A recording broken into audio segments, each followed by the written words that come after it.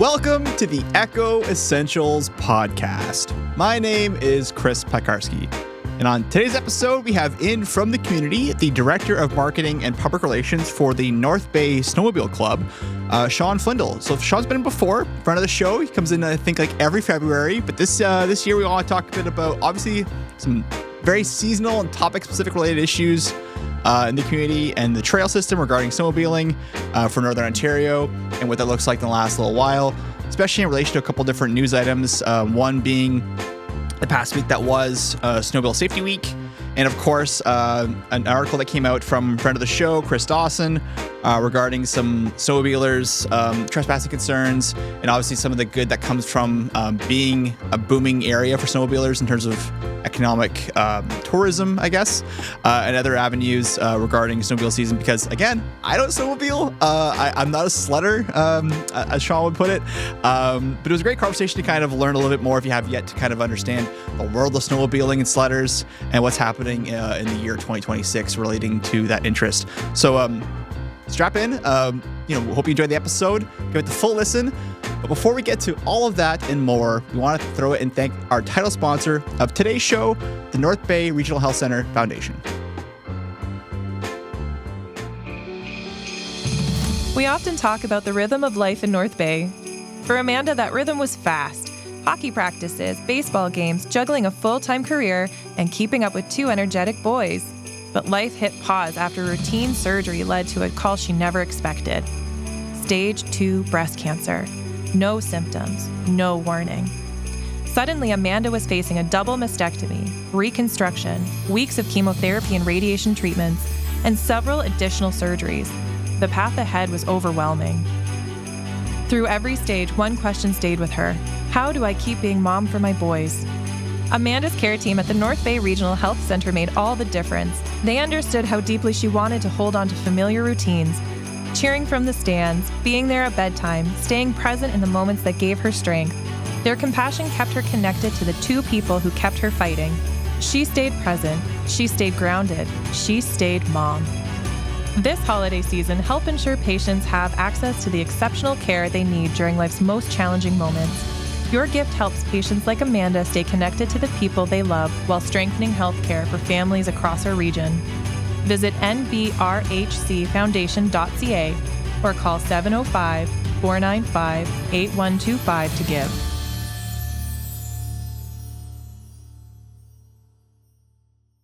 On today's episode, we have in from the community the Director of Marketing and Public Relations for the North Bay Snowmobile Club, Shawn Flindall. Shawn, how are you today? I'm doing well, Chris. How are you? Very good. Did I get all that right? You got all that right. You nailed it. Bit of a mouthful. I had to get it right. You can from also one just comms call guy me to another. So Sledhead works also. Sledhead? Okay. Well, I feel like I said something I shouldn't have there. But we had you in today to talk a bit about snowmobiling in the north and the season and a couple of things that have changed or maybe been like landmarks this year. Before we get into all that, though, can you maybe detail with our listeners and our viewers a bit about yourself and your connection with the NBSC?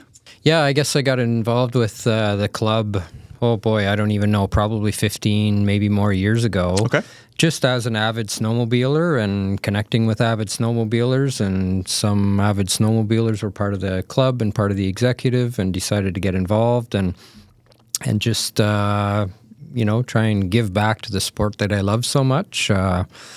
When I say avid snowmobiler, I put a lot of miles on and ride a lot of trails, and it just seemed like the appropriate thing to do to try and give back after I rip and tear half those trails up some days. So yeah, really great activity, great sport that I'm pretty passionate about. And so I've got a little bit of involvement locally. Fantastic. So actually, can we talk a bit about the club itself? Because, I'm from North Bay. I'm from North Bay, but as I always talk about the show, when I do the show, I find about areas and pockets of the city, of the community that I don't really know much about, which is fun. It's educational for me. It's educational for our viewers, maybe, hopefully, we hope. But can you maybe detail a bit about the history of the club and those who are connected in the areas and the people that it serves? Yeah, so maybe even broader than that, I'll tell you a little bit about the Ontario Federation of Snowmobile Clubs. Ooh. There are 180 clubs like our North Bay Club across Ontario.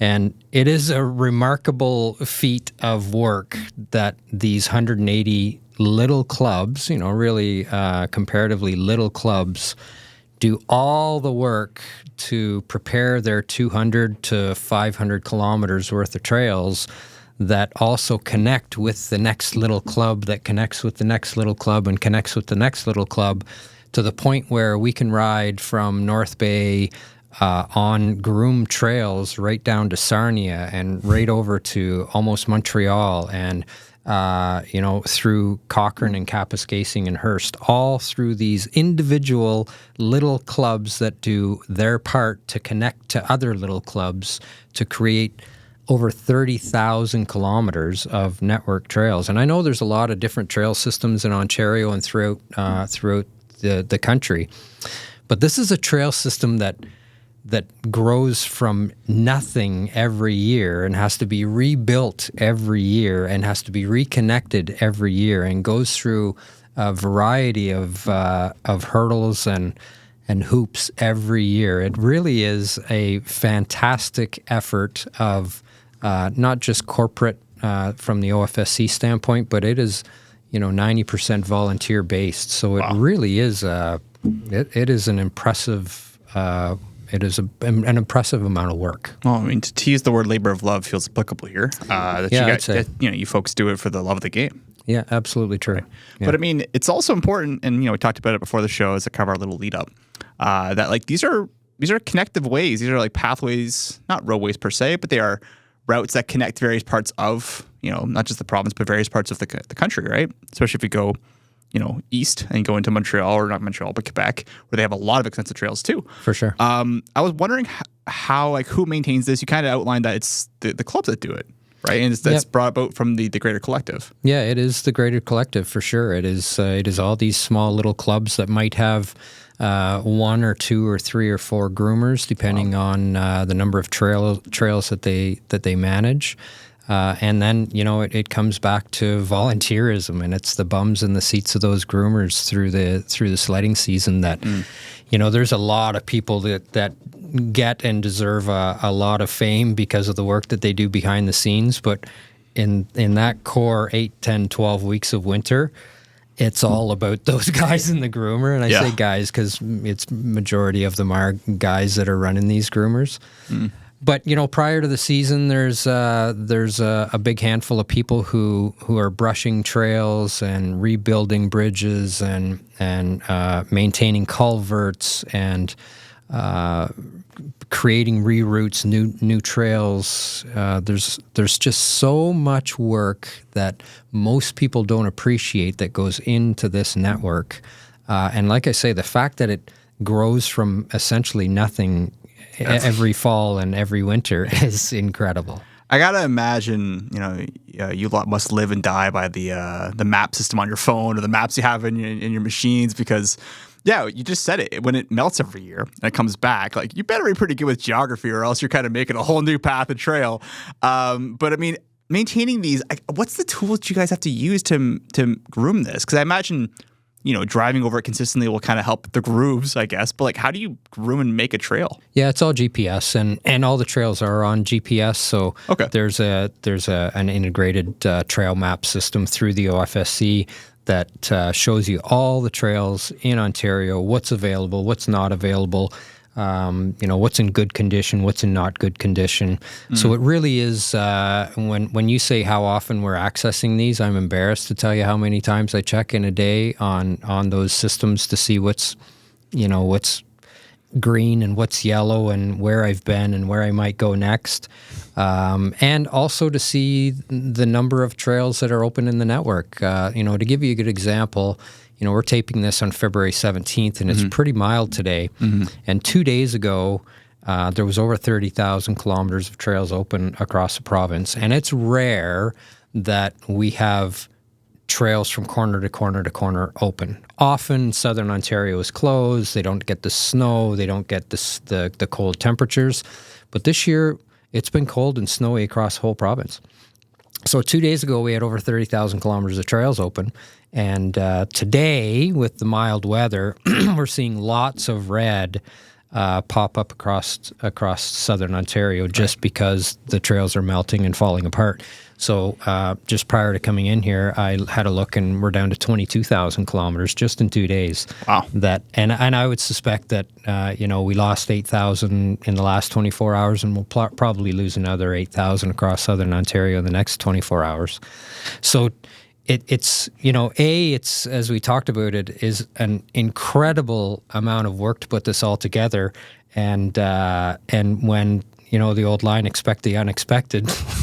Man, when it comes to snowmobiling, you got to expect the unexpected, because you'd hate to be on a tour and end up somewhere that you can't get back from over the course of 24 or 48 hours, right? You've got to expect the unexpected when it comes to snowmobile trails. I got to imagine, sledders or snowmobilers must look at like the weather network kind of like they're watching like the numbers come up on the ticker. It's like, what kind of good are we going to get out of our daily forecast today, or our 7-day forecast window?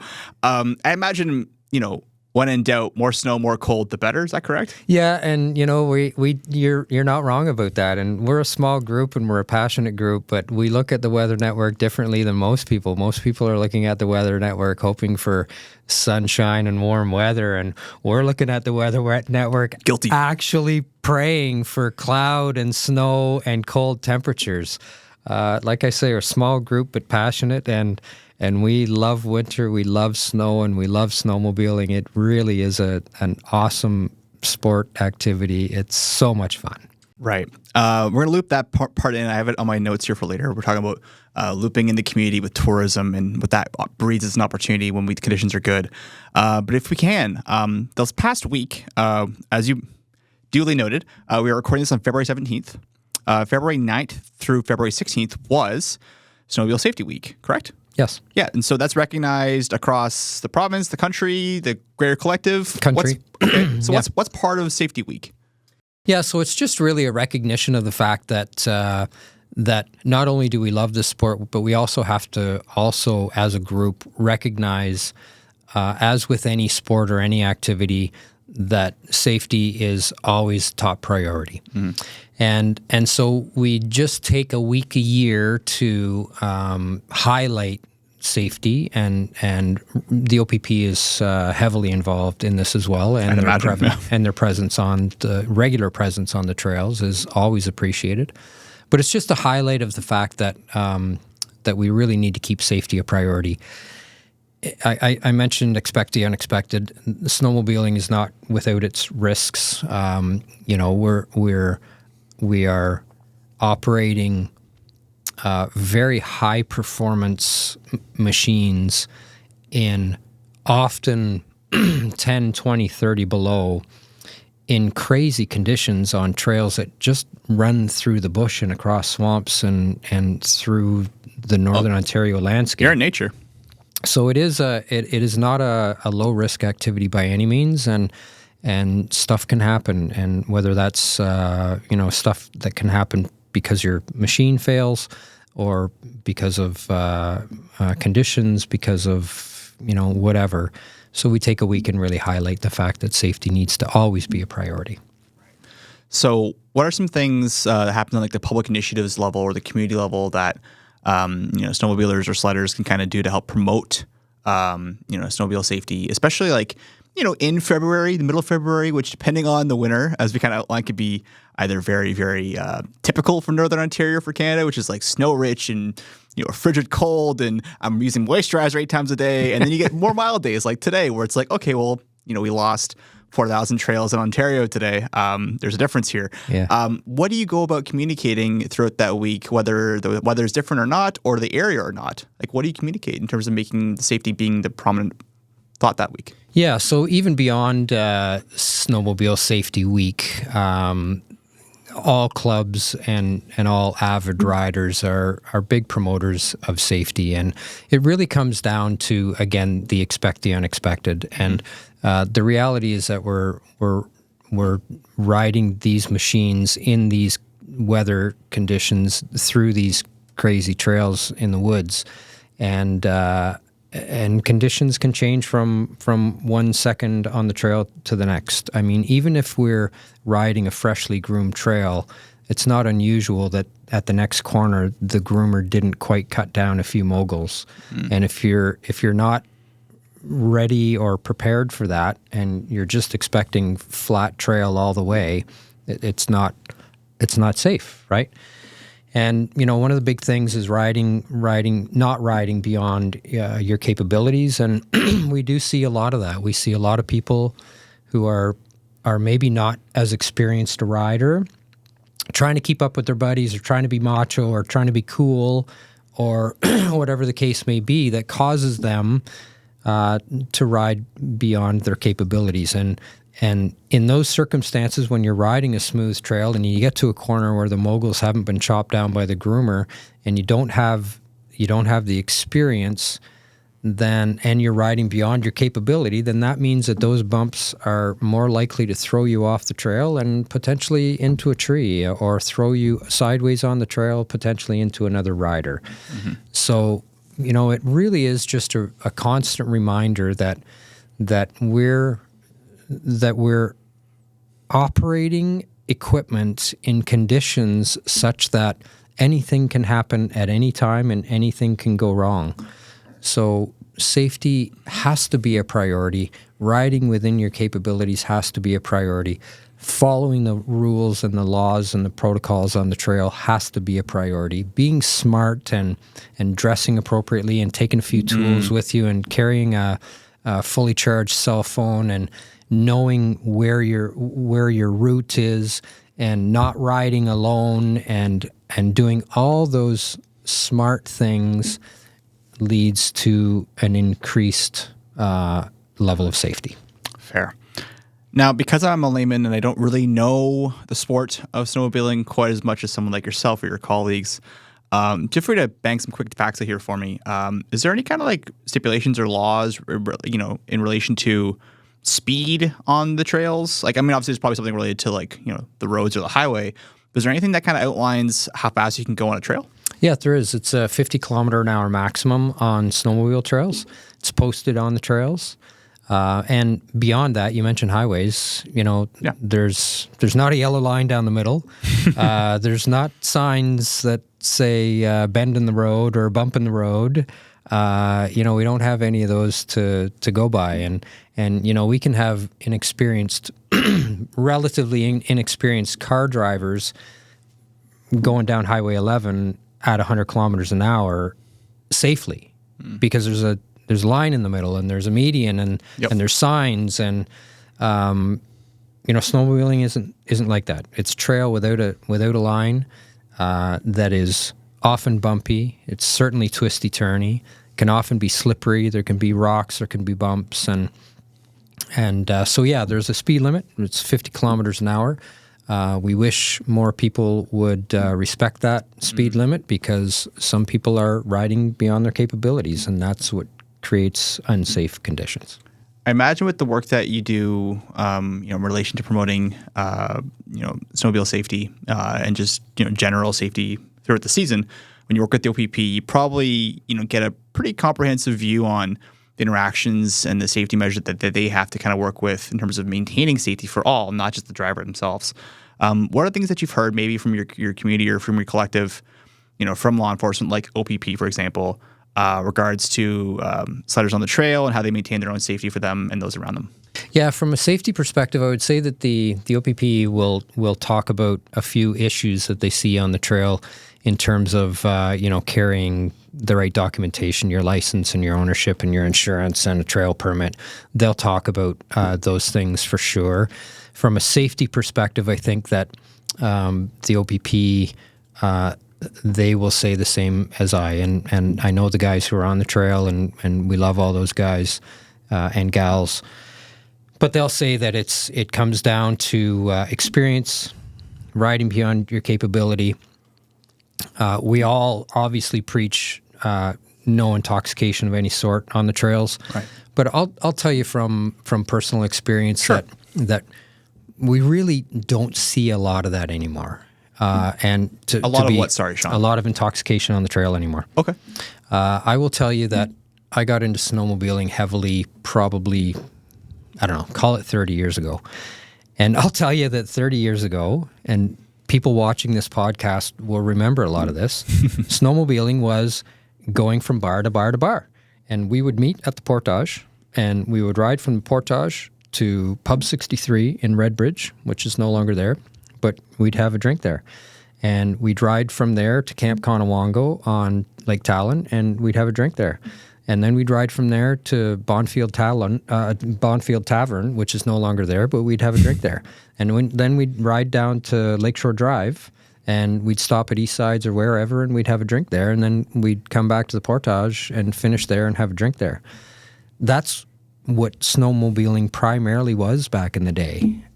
Today, we don't see a lot of that. It's just not the same. People are riding. You know, I'm a big miler. You know, we're riding to put 3 or 4 or 5 or 600 kilometers on a day. A day. And a day. Wow. Families ride a lot, and they're riding to take the whole family, including the kids, out to Conowongo for lunch or up to Martin River for lunch. People are riding to go to their friend's place in Sturgeon Falls or New Liskeard, or to spend a night in the hotel in one of those places overnight. Mm-hmm. It's not like it was 30 years ago. It was just a way to bounce from bar to bar to bar. And today, it really is about the social. It's about the outdoors and nature, and all of that drives tremendous economic activity. So, from a who's preaching what on the safety aspect, for sure, we are all preaching no intoxication of any sort on the trails. And it's crazy to me to even think about those days when I did have a couple beers on the sled, because you know the trails are so good and the machines are so fast that there is no margin for error anymore.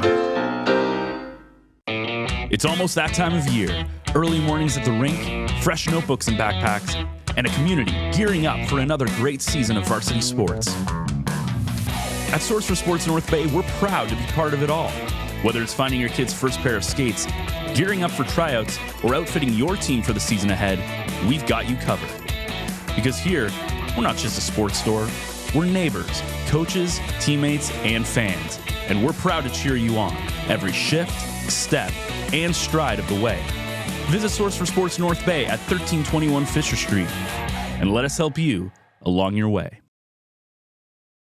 I can imagine, and again, I'm not a sledder, but you put it perfectly, I think, that for me, I'm a little risk averse in terms of like going out into the trails on a motorized vehicle. Yeah. But like, one freshly lodged route can change things, or a stick or something. You know, routes are a little different, but that can drastically alter a lot of things, especially if you're not fully 100% to your capacity, behind the handles of the wheel, right? So, yeah, I'd imagine that's different. I'm keen to know what may have changed in the last couple of years, or last 30 years, as you'd say, because again, I didn't know about the culture. I know that a lot of people have hobbies and interests and ways to stay warm in Northern Ontario in the winter.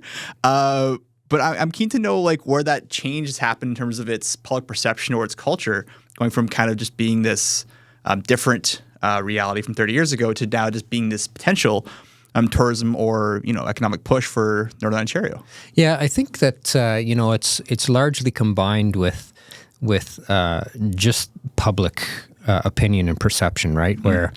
Where 30, 40 years ago, drinking and driving was frowned upon, but today it is, really frowned upon. So I think it's come a lot from there, that just people don't drink and drive or do any sort of intoxication in general. I don't think as much as they did. Not that it doesn't happen. It happens in automobiles too, and it does happen on sleds and it happens on motorcycles, but it happens less for sure.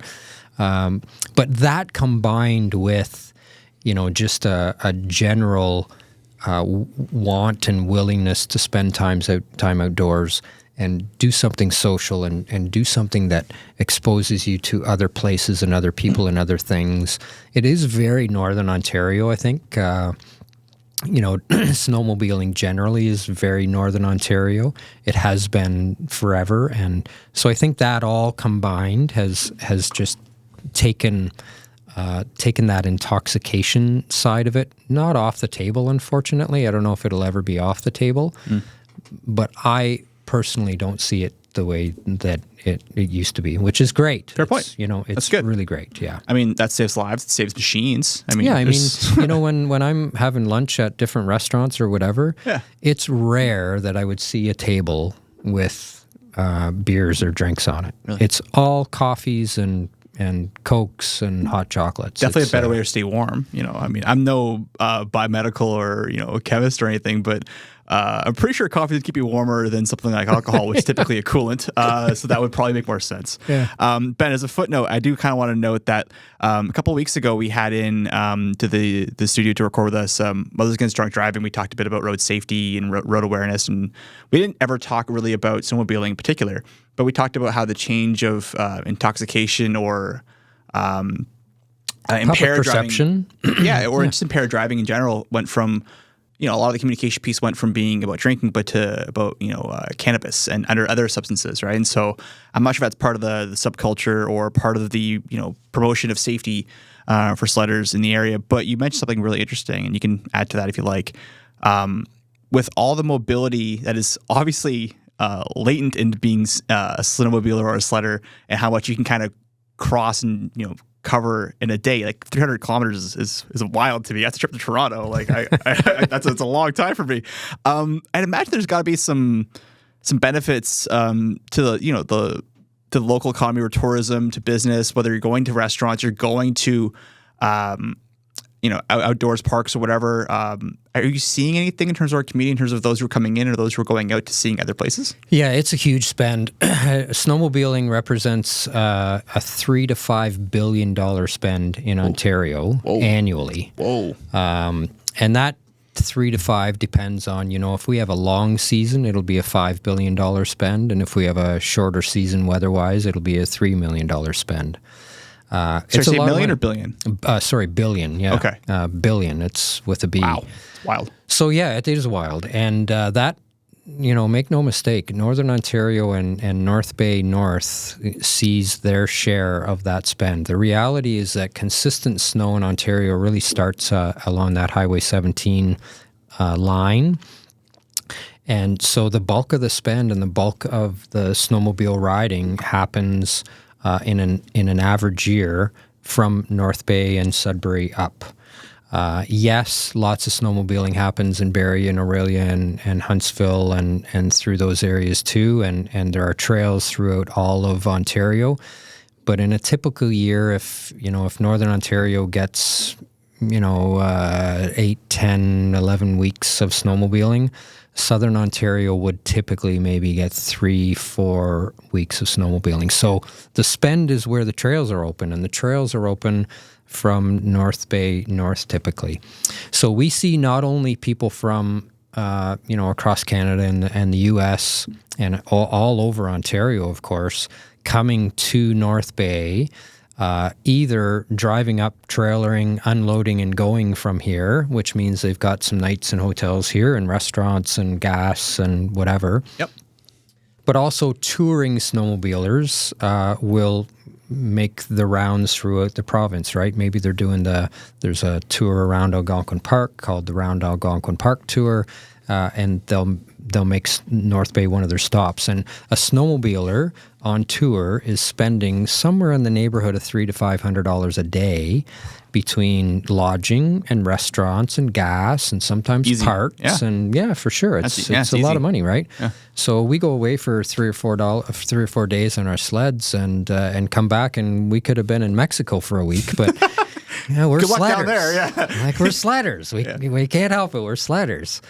So yeah, the spend is huge, and there are businesses in North Bay and certainly throughout Northern Ontario that, were it not for snowmobiling, they would not survive, and they will be the first ones to admit to you, whether it's a lodge in the middle of nowhere or a restaurant on the highway, or gas stations, or hotels on the beaten track or off the beaten track. There are lots of them that will tell you that they make all their money in January, February, and March, and they make that last until next December to make all their money in January, February, March again, because snowmobilers pack every seat. They spend money, and that's great for our economy. And Northern Ontario doesn't have a lot of check marks and things going for it, certainly in the winter months. Southern Ontario, lots of draw from lots of people for lots of different things, but Northern Ontario doesn't have that. And so snowmobiling is a really part of the economic drive in our communities. I would also imagine it helps a lot of small town Northern Ontario. Absolutely. Whereas maybe, and it depends, like we can split hairs and get to the specifics. I don't have it in front of me. But, the that January to March, 3-month period is typically a low buy, low retail window in general post-Christmas or post-holidays. People want to hold their money, spend less, tax season's coming up. They're a little more conscious. So knowing that there is, a financial impact during those months, at the hands of, people who are outdoorsy, like snowmobilers, like those who are doing, adventure tourism, outdoor athletics. Those months, if you're doing it in Northern Ontario, for those small communities that are pit stops or have something in that community, people will flock to them because that's the place you got to be, because the weather in Northern Ontario for that region seems to be right. Maybe I'm oversimplifying a thing there, but it feels like that connects two dots, right? Yeah, well, and you're right about it as well. I mean, North Bay is a good example. We'll see, the hotels in North Bay. The parking lots are jammed with trucks and trailers, right? And we'll see different restaurants around the area where the parking lots are jammed with sleds, and sledders are in having their lunches or dinners or whatever. And that's really, really great. But a perfect example of what you're saying is Cochrane. Cochrane is a small Northern Ontario town, smallish Northern Ontario town, and really they have snowmobiling drives that community. Their revenues are coming from snowmobiling. They build more motels and hotels in Cochrane, not because people are coming there fishing or hunting or for hockey tournaments or baseball tournaments.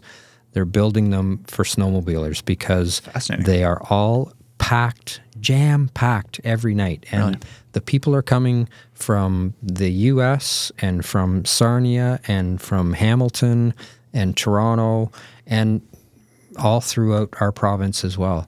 It's really noticeable, and I have been to all the communities across the province and Quebec, and it is really noticeable in Cochrane that snowmobiling drives the economy of that place. Wow, interesting. Yeah, I had amazing. a feeling. I mean, you always never want to assume, but I feel like you be in the area, you be in the community long enough, and you talk about stuff like this, you can kind of put those pieces together. If I can, Shawn, I do want to pivot here into a different section of the conversation.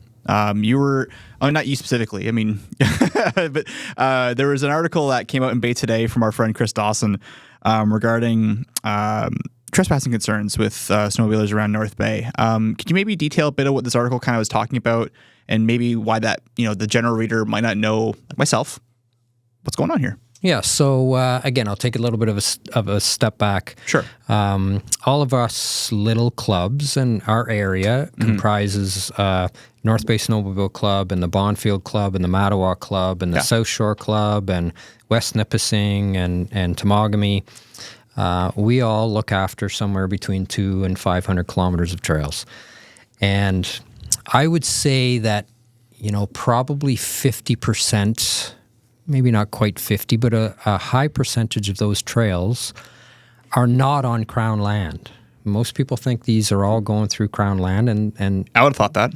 Yeah, right. So a large percentage is not on Crown land. And specifically, if you think of North Bay, if we need to get trails in and out of North Bay and out onto Crown land, all that land in and around North Bay is most of it's private property. So we have agreements with hundreds and hundreds of private property owners in our area who graciously allow the Snowmobile Club to use a sliver of their land so that we can get through to maintain connectivity between all of our clubs and therefore the whole province. So when we have a trail system in Ontario that hopscotches between Crown land and private property, it creates some onus on us as snowmobilers to be pretty respectful of that property. Right. And so when people decide and take it upon themselves to go off the trail and zoom through these other areas that aren't the groomed trail, but instead are private property, you or I as a private property owner might get a little miffed at that, and rightly so. Yeah. So the problem that creates is that it ticks off the private property owner, sometimes to the point where the private property owner comes to us and says, hey, guys, I love you. I love snowmobiling. I love the club. I love the economic drive. But I can't have these sleds going by my bedroom window at 11 o'clock at night anymore. I can't have these sleds going over my private snowshoe trail on my land. I can't have these sleds going on my land in general anymore. I've had enough. Yeah. And so we lose access to that trail. And people might think, oh, well, you lose access. Well, it's a big deal because on either end of that private property, you know, that trail, we don't have that trail. We don't have that whole trail anymore. And if that trail is 30 kilometers long and we just lost 300 yards of it, we lost the whole trail. Yeah. Because it's not like we can magically bounce over Bob's property, right? So now we've got to go to the drawing board and find another way to put that trail together.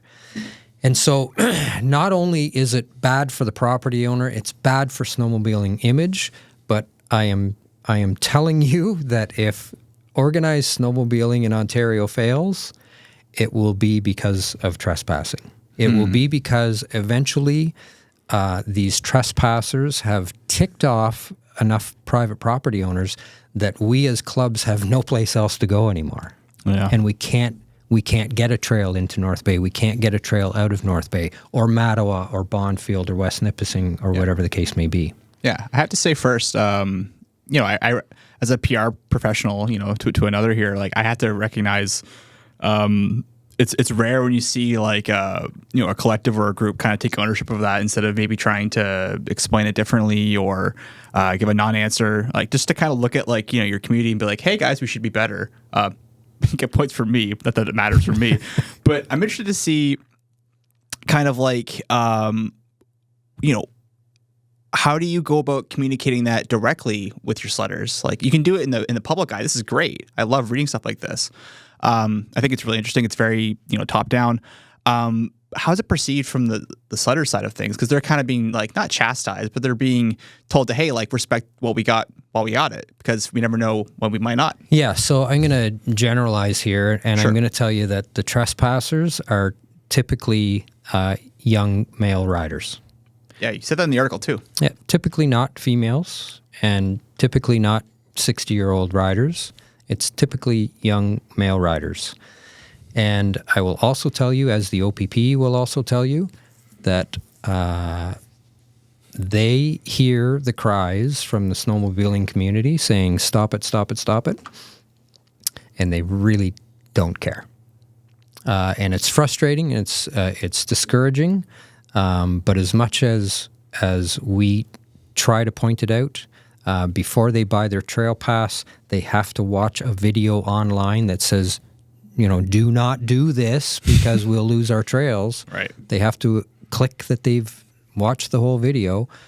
It's not that they're not getting the message. The issue is that they're not paying attention to the message. Now, there's two sides to every coin. And Sure. Could the OFSC be better at telling people what's private and what's not? Yes. I think that, personally, again, I'm not the Ontario Federation of Snowmobile Clubs, but, there's got to be a way for us to overlay a map on top of our trail system with red for private property and green for crown land. There's got to be a way to do that. I can go online in various different from various different sources and find an overlay map. Yeah. So can we be better at it? Absolutely.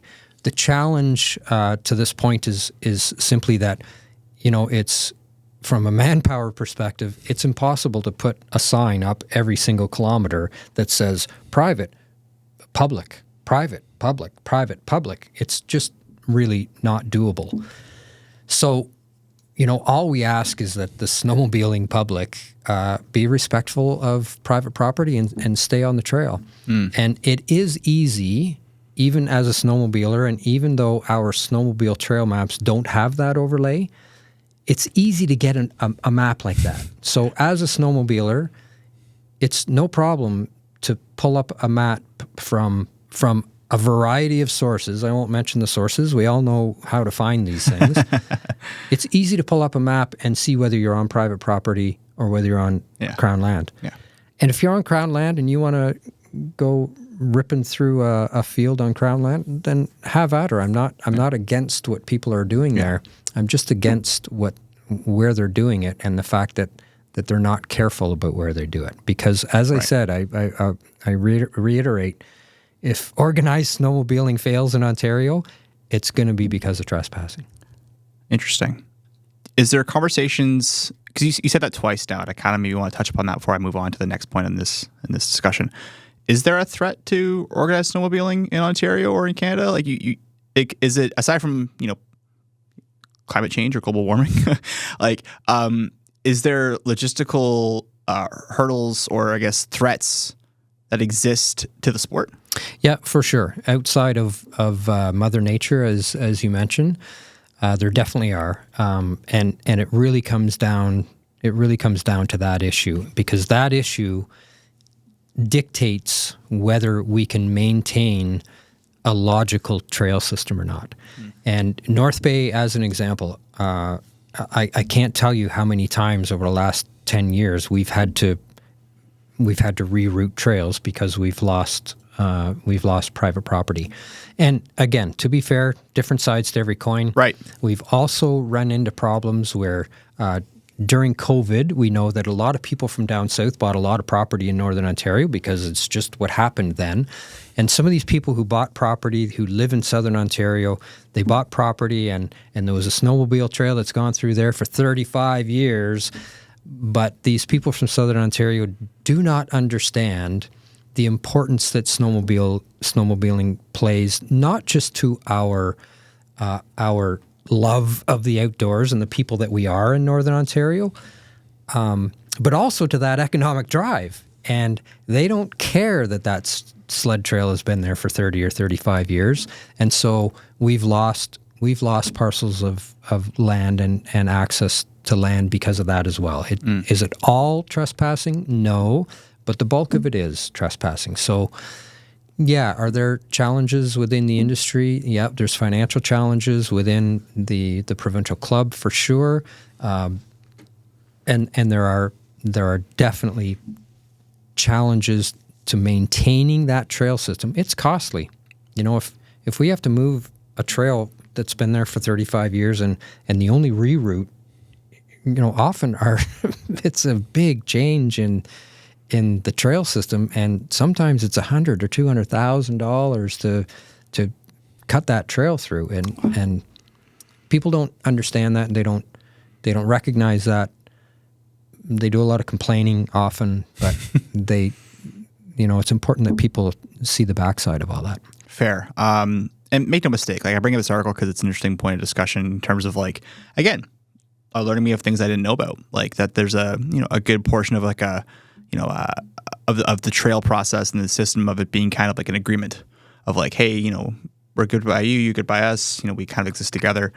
What kind of work has to kind of go through, if you can maybe detail this, Shawn, regarding, working with, you kind of outlined it already, working with either, new property owners or new landowners, or existing landowners who don't have yet a trail going through their property who might entertain the idea of seeing that? What has to go through in terms of like the communication process, the work plan? Yeah, it's obviously a big job, and and I mentioned the work that goes into snowmobiling and snowmobile trails prior to the season, and this is all the work that goes in prior to the season, right? It's approvals and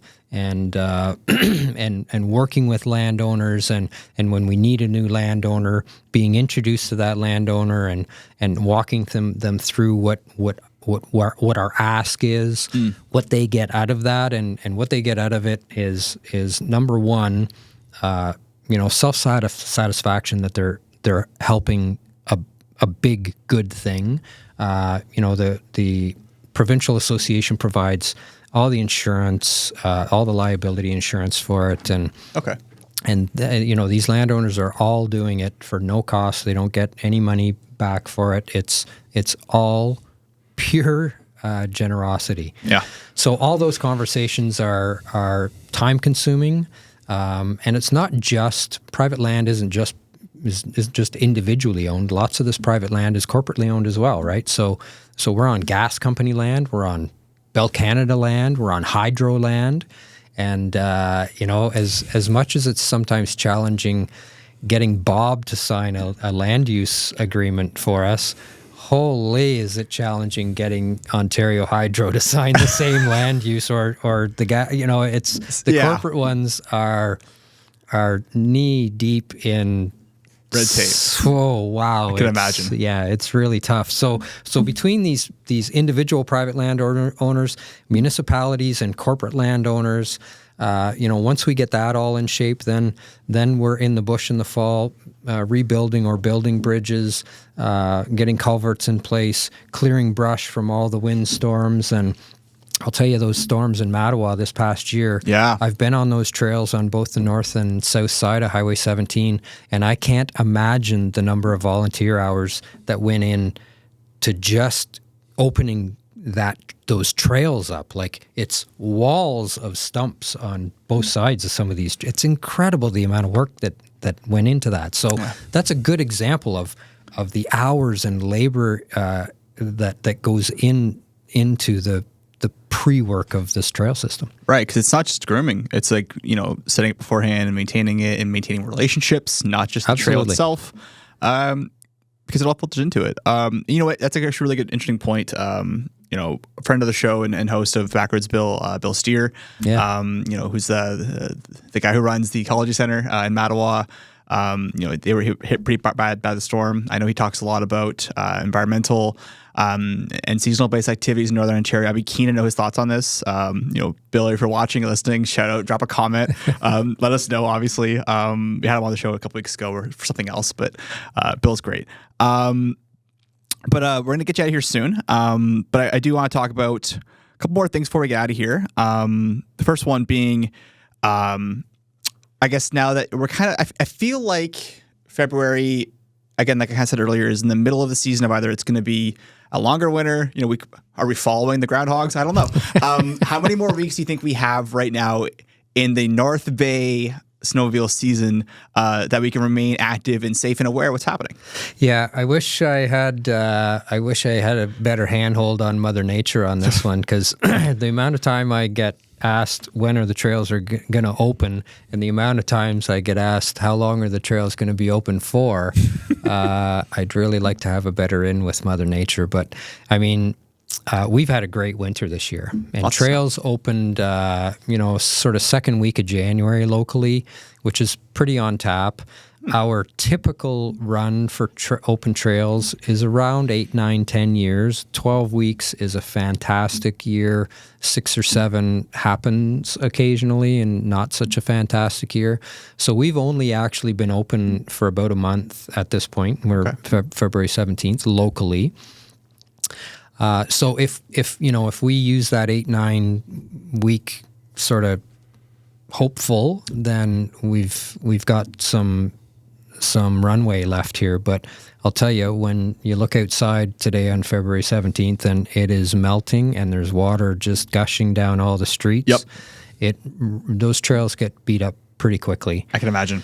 And it's one thing if we've got mild weather and consistent snowfall. then we can keep up with it. But when we've got mild weather and no snowfall, which is exactly what we're seeing in the forecast right now, trails get beat up quickly. They go down to rock and dirt quickly.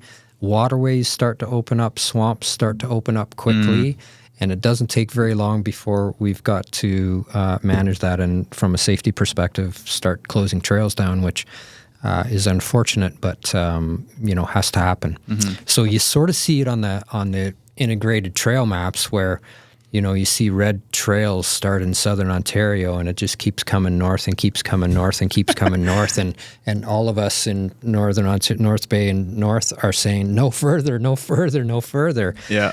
But days like this aren't good for our trail system for sure. And when it comes back to the work and the volunteerism and the money that it takes to make this all happen, when we end up with weeks that are 4 or 5 or 6 or 7 weeks in length, some of us are kind of saying, "Oh my God, we did all that for it." You know, only what I mean? 4 weeks, yeah. Yeah. It's and we're all happy to do it. Like, some of our best days as volunteers are out rebuilding bridges in October and November, and it really is some of our best days, right? We love doing it, but we also want to see a good season, and not just because we're putting a bunch of work in, but also because the longer the season is, the more money comes in.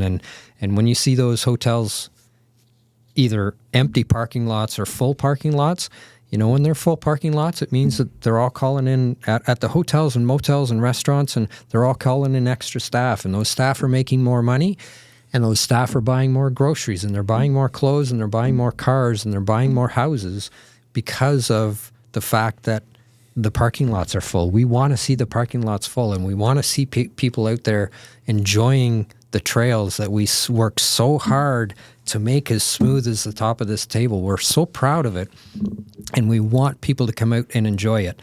4 weeks is great, but 12 or 13 or 14 weeks would be amazing to see people enjoy this system for, right? For those who are wondering, who's gleefully, shoveling their own driveways, just know you don't have to look very far. Folks like Shawn and the snowmobilers are those people. One quick thing. What's your favorite or your go-to meal before you hit the trails on a long drive? Whether it's a restaurant or a home plate, you got to give it to me real quick. Yeah, you know what? I mean, everybody's different, but I'm a guy who can't ride sled on a full jiggly belly. No? It doesn't really work for me. I've had my share of poutines, and I used to do an annual poutine off across Ontario and Quebec to, sounds nice. Just to try and find the best poutine out there. But I'm more of a soup and sandwich guy, and just to keep it bouncing around on a full belly it's not enjoyable on a sled for me. I can't imagine a full turkey dinner would probably be ideal. Keep it lean. You heard it here first. But Shawn, thanks again for coming in today. We hope whether you have 4 or 7 more weeks of good sledding season, I hope they're all kind to you and in your community, and we hope you stay safe out there. Thanks for having me.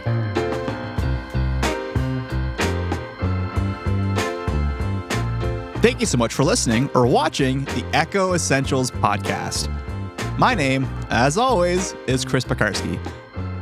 Let us know what you thought about the episode. Are you a snowmobiler? Do you sled during the winters? Or have you hit the trails locally? Let us know. If you get a chance, like, share, subscribe this episode on wherever you get your podcasts. If you have a comment, let us know. But more importantly, if you get a chance, check out our website, northbayecho.ca, and subscribe to the Echo Essentials newsletter. Thanks so much for listening.